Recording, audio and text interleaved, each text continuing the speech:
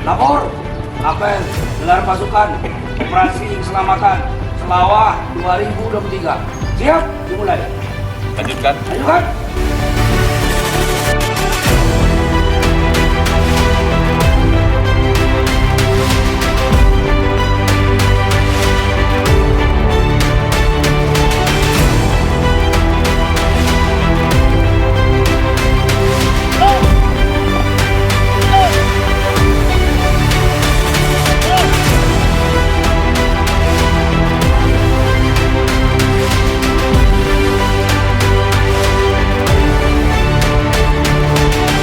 Apel gelar pasukan ini dilaksanakan sebagai upaya cipta kondisi menjelang bulan suci Ramadan 1444 Hijriah, serta untuk mengetahui sejauh mana kesiapan personil maupun sarana dan prasarana pendukung lainnya, sehingga kegiatan operasi dapat berjalan dengan optimal dan dapat berhasil sesuai dengan tujuan serta sasaran yang telah ditentukan.